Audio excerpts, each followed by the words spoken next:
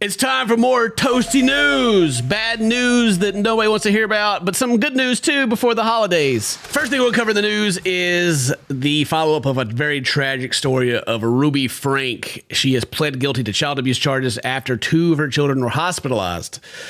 And so, to bring you up to speed on this human trash named Ruby Franke, there was a 8 passengers YouTube channel that did family vlogs and kind of like how to raise your kids and stuff like that. It's been shut down for a while now, but they had a bunch of kids. I don't remember how many, like 6 kids, I think, maybe more. They were tied up and in duct tape and malnourished, and 2 of them escaped out of a window and ran to a neighbor's house and got help, and the cops showed up and got the kids out of there. Like literally the stuff you see on like a Netflix crime documentary of just evil people. That's insane. That's what she was doing. Like that. It's crazy. I don't know. I'm just every time I come back to them, like I think about it and go, oh yeah, YouTube. That's a terrible, horrible story. That's so bad. But then I think about like, holy crap, this is like literally like the psycho killer stuff, you know, that you see movies and stuff made about. Yeah. With the pretty smile right up front, you know, fooling everybody. Exactly. But behind the scenes, children being tied up and abused. That's awful, dude. Yeah, it's I'm glad they got her. Very, very terrible story. And people have been calling it like calling stuff into question for a long time. I think one of her oldest kids that moved out, daughter, has been calling her out for a while as well. They've been like, hey, you know, we should try to help these people. And anyway, so she has pled guilty. She's pled guilty to 4 charges, and she had 6, but they took a plea deal for only 4. She responded to the 4th court by pleading with my deepest regret and sorrow for my family and my children, guilty. She's so guilty, and it's weighing so much on her that she didn't plead guilty until she got a plea deal that dropped 2 of the charges. Yeah, I could tell she's very sincere. She feels so bad, so horrible. Like this screenshot they're using here, even of her crying, which is wild to me. Right. But anyway, she had the 8 passengers YouTube channel. Her and her husband, Kevin Franke, they vlogged about the daily lives of their 6 children. And back in 2020, some viewers took issue with the punishment they were giving out their children. Like they were like, you should punish your children. And they think these weird like ways that you shouldn't punish your children. One of the, I think they're, was it their oldest, not the oldest son, one of the sons, they pretty much alienated him from the family. Like he was a teenager going through, you know, teenage boy things. And they were like, tell him he's addicted to pornography. And it was. Yeah. I think that same one, actually, they took his bedroom away. They took his whole bedroom away when he like pranked a sibling. Just took his whole bedroom. Like, you do not have a bedroom anymore, and let him sleep on a beanbag for 6 months. Jeez. You have no privacy, no nothing. This is where you sleep on the floor here, over here on a beanbag for 6 freaking months. And that's crazy, dude. It seemed like after the channel got shut down that it just got worse. It's kind of the epitome of what I talk about. The problem with family vlog channels is to where your family becomes your income. Yeah. And it was like as soon as they lost that use, that they just got tied up, and you know what happened to them happened, which is awful. So yeah, on August 2023, Ruby Franke was arrested on suspicion of aggravated child abuse, along with Jody Hildebrandt, who she had another channel. This is like them and their other channel called Connections. They both got arrested, and so some of the things I've seen being said by Ruby, like kind of like tries to pin the blame on this Jody character, but they're definitely all at fault, and it's just awful. It really is. So yeah, the arrest took place after 2 of Franke's children, her 12-year-old son and 10-year-old daughter, were found malnourished with open wounds, duct tape wounds covering their extremities. They got like escaped through the window thing, you know, and went and ran to a neighbor's house. Dude, I can't even imagine. Just what's going through your head. Like you're finally out. You're like freaking out. The things that these kids have went through, man. Nobody should have to go through that. That's crazy. No, of course not. It's freaking awful. Imagine you're young and innocent. You don't have any worries in the world. You just got to worry about your parents who you trust. You know, right. They're like your only, like your lifeline to the world, and they're treating you like that. And you finally get out the window, dude. You're literally running for your life, trying to get help for you and your siblings. That's insane. This lady, I don't know what's coming to her, but can't be enough. Lock her up forever, I say. So the statement from her lawyer claims that Jody Hildebrandt systematically isolated Ruby Franke and her extended family, older children, and husband Kevin Franke. So it's all Jody. Jody did this. She isolated her. Whatever. Jody. Yeah, throw them all in jail. Her husband filed for a divorce because we last time I was covering this was trying to figure out where's this guy been the whole time? Where was he when his kids were needing him? Which that question never really got answered. He made a statement, but it was just kind of I don't know, kind of a pointless statement, really, in my opinion. That didn't tell anybody anything. But yeah, the 4 youngest children are placed into state custody. But her sentencing is coming up February 20th. So next year is when we're going to figure out she gets put into jail. And they say, what is it? The decision left up to a judge, but one that doesn't rule out jail time, as reported acknowledged by her attorney. One that doesn't rule out jail time. Who's ruling out jail time for 4 felony counts of aggravated child abuse? It's not even child abuse, it's aggravated. Right. Who's ruling out jail time? Put her in there. That's crazy. I hope she doesn't come out. God dang. Wow. Very few people in the world that I'd truly hate, but Ruby Franke is definitely one of them. She's at the top of my list of just... That's bad people. Just bad people.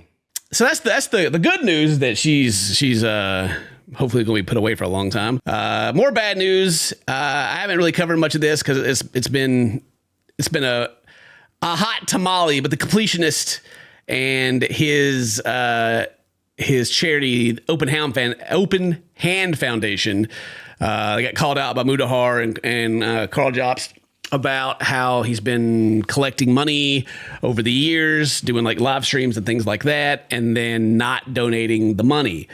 There's a lot. These are donations. Yeah, we're going to donate. And then doesn't donate? That's the simplified version because there's a lot. So they claimed that they were waiting for, I forget how they worded it, but a sizable donation, they'll make a difference. But there's a lot of contradictions in what's been said. Ultimately, there was a charity. The money went to the charity. The money didn't leave the charity, but it also didn't get donated either.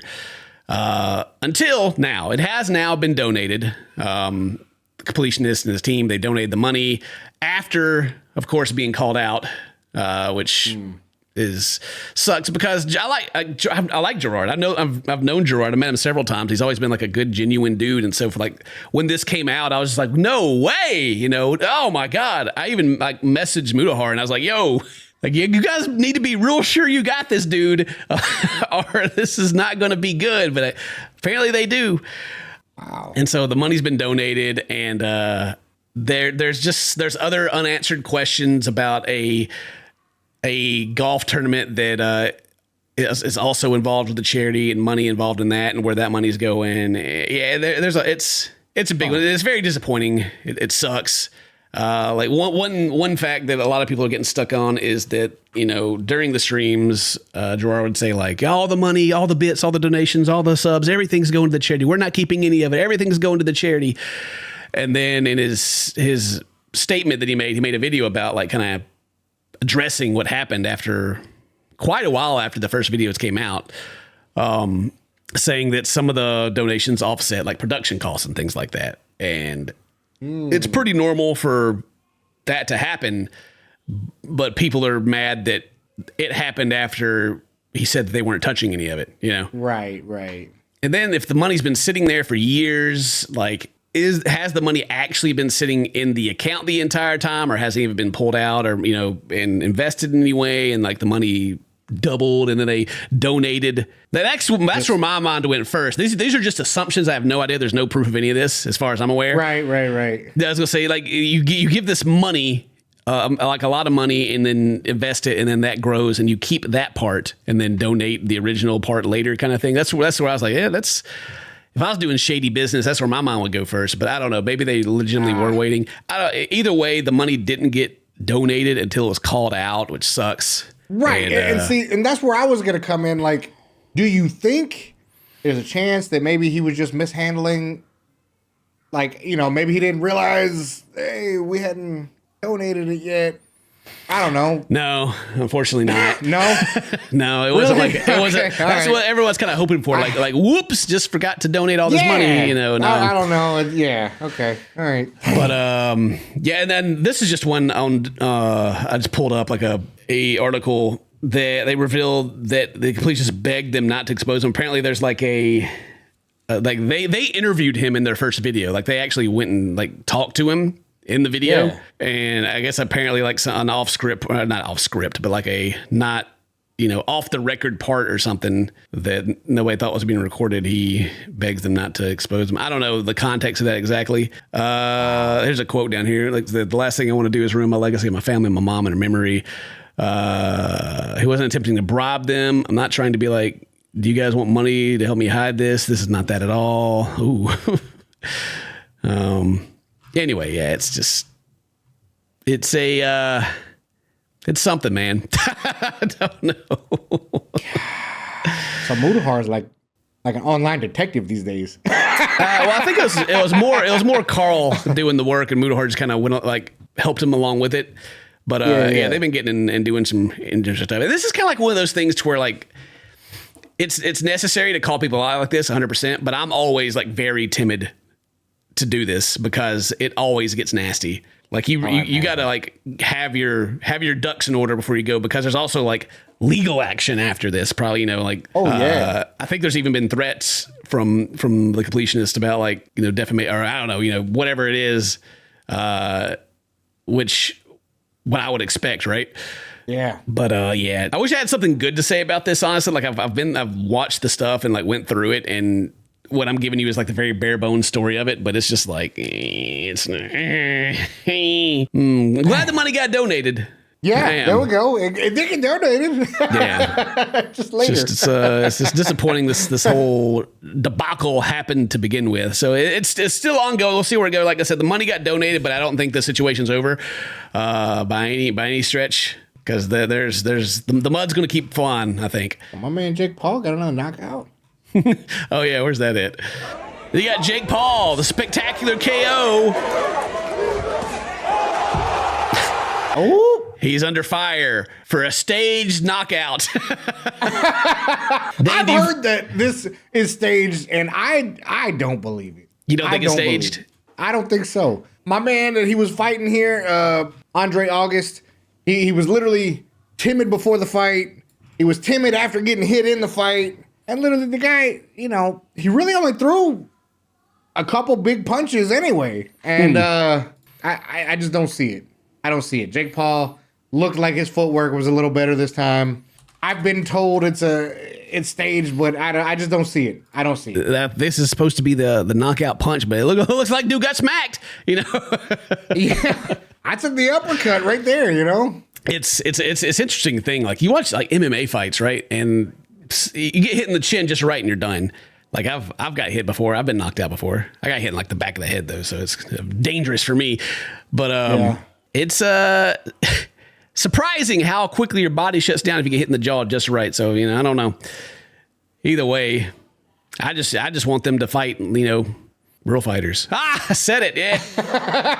It's a spectacle. Like the Paul brothers definitely picked their fights. Like, you had Logan Paul fight, freaking undefeated dude. I forgot his name now. Freaking the 40-year-old dude that's never Mayweather. Jesus Christ. Why can't I think of Mayweather's Floyd. name? Yeah, Floyd. Yeah. And dude's like literally like holding him up at one point in the fight, Yeah. Like you want to talk about a staged fight, talk about Logan Paul and Floyd Mayweather, Floyd's like, I got you, dog. Don't fall. Yeah. I know you're tired, man. Just keep on punching. They're probably the slowest punches he's ever seen in his career. Yeah, for real. That's it. We just went in on some little positive news. That's some toasty news. Hope you guys enjoyed it and caught up with some terrible things and some good things and some silly things. So yeah, we'll see you later. Today's your birthday. Happy birthday. Say toast to my friends. Love you. See you next time. Bye-bye.